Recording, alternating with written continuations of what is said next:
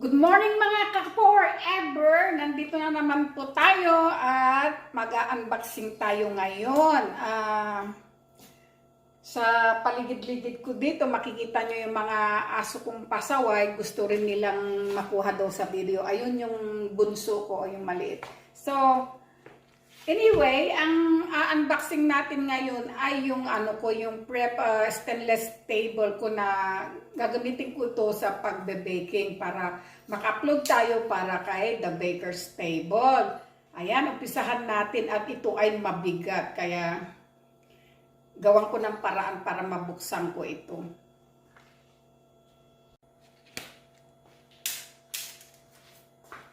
Ito yung box niya.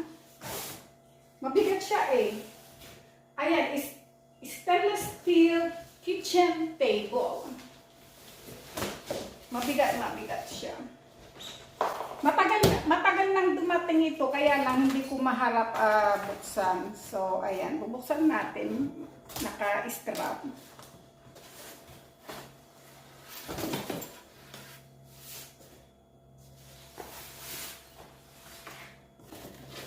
Ayan, meron siyang instruction, directives, sabi niya, kung paano siguro i-assemble ito.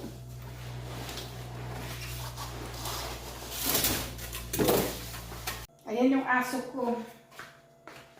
Ayan siya. Mabigat siya. Yung sa paa niya siguro ay para sa paa niya. Ito, hindi ko alam kung ano to.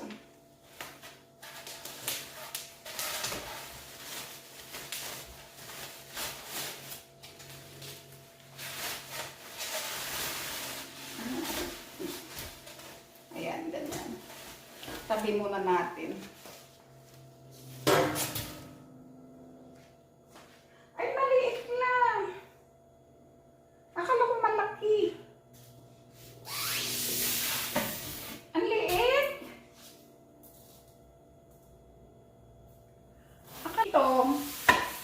Ito siguro yung paa niya.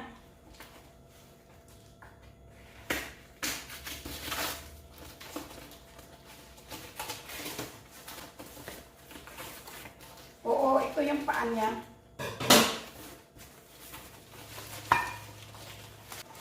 Ayun yung aso ko nanunod sa akin.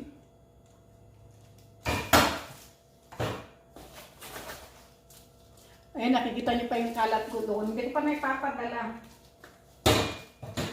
Ito yung mga niya, yung mga tools na kailangan. So, ewan ko anong to.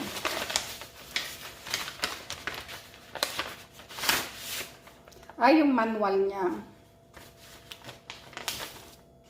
Ayan. A-assemblein natin, guys, ha. Tanggalin natin to.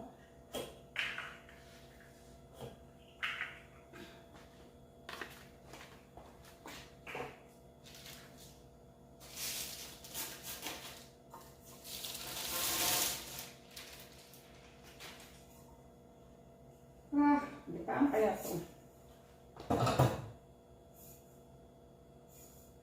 Tingnan natin yung instruction. Ay, sa ano pala yan? Tapos, gagamitin natin tong tool na to para panghigpit yata to. Ayan.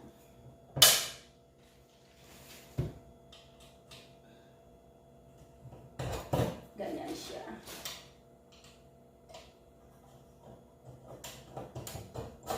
Iyon. Tapos, ilak natin. Alam nyo dito sa US, guys, pag bumili kayo ng mga assembled na gamit, siya, kumpleto na, may ibibigay din silang mga tools na gagamitin mo. Either pang pahigpit, mga kumpleto dito, may mga tornilyo.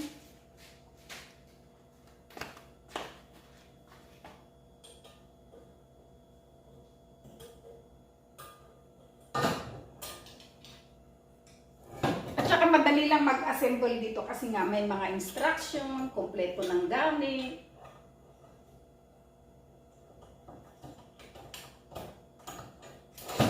Ayan.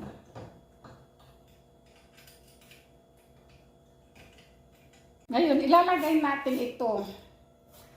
Of course, made in China. Karamihan dito, made in China din. Ganyan.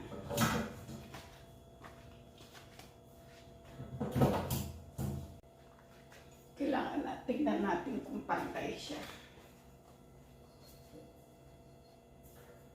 Malalaman lang natin ito pantay kung ipatayo na natin.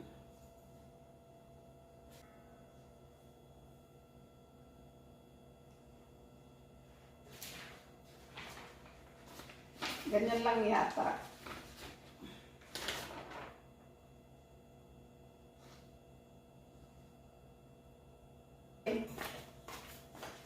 Mabigat siya.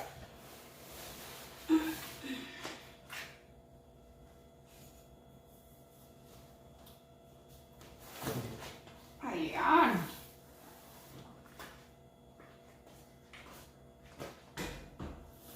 Ay, ang taas. O, di ba? Maliit. Ayan, nakikita nyo. Ayan siya. Tanggalin na natin yung plastic. Ito pang protect lang ng ano niya, ng yung stainless. Maganda sana ito kung malaki. Ngayon din ako mahirapan sa paghulma ng mga doko. Stainless table natin, maganda siya. Natanggal ko na yung plastic na pang protection. Ayan, punasan ko na lang maigi. Ayan yung sa ilalim. Ayan, pwede ko nang gamitin. Hindi nga malaki pero bibili na lang ulit ako ng mas malaki diyan. At o nga pala, nabili ko to ng mahigit 100 na $100, over $100 to. At sa Amazon ko lang binili. Pero hindi ko matandaan yung exact amount. Tapos na yung unboxing natin sa kitchen table ko. At ako'y nagpapasalamat sa inyong lahat. At syempre, huwag niyong kalimutan si Kwentong PoR-EbEr. Abangan naman ninyo ang susunod kong video. Mag-ingat po kayong lahat. Bye-bye!